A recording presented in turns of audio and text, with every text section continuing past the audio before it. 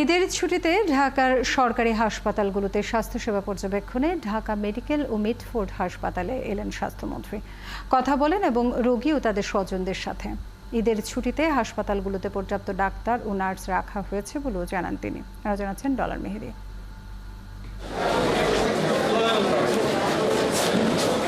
কুরবানি ঈদের দিনটিতে বরাবরই ঢাকা মেডিকেলে জরুরি বিভাগে রোগীদের চাপ থাকে বেশি।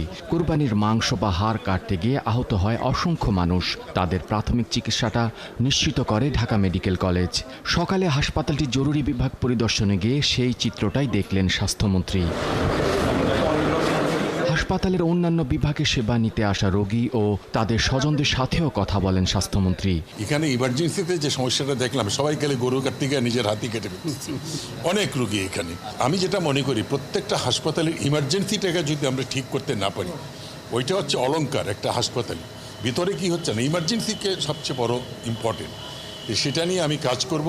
এর আগে সকালে প্রথমে ঢাকা মিটফোর্ড হাসপাতালে পরিদর্শনে যান স্বাস্থ্যমন্ত্রী। হাসপাতালের জরুরি বিভাগ, বিভিন্ন ওয়ার্ড ও রান্নাঘর পরিদর্শন করেন। ঈদের দিনে রোগীদের বিশেষ খাবার সম্পর্কে খোঁজ নেন স্বাস্থ্যমন্ত্রী। যেটা সবচেয়ে বড় সমস্যা, এখানে জায়গা সংকুলনটা খুব, এটা অনেক পুরোনো জায়গা, পুরোনো, সুতরাং এখানে আমার কাছে মনে হয় যে আমরা অনেক কিছু করতে হবে, রিকনস্ট্রাকশন, মানে অনেক কিছু বিল্ডিং ঠিক করতে হবে, তাহলে হয়তো জিনিসটাকে সুন্দর করা যাবে, আইসিইউ সব কিছু।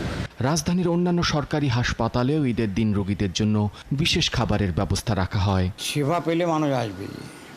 সেবা পেলে যদি বেঙ্গালুরুর দেবীসাটির কাছে লোক যায়, তাহলে পঞ্চগড় থেকে, মানিকগঞ্জ থেকে এখানে আসবে না কেন?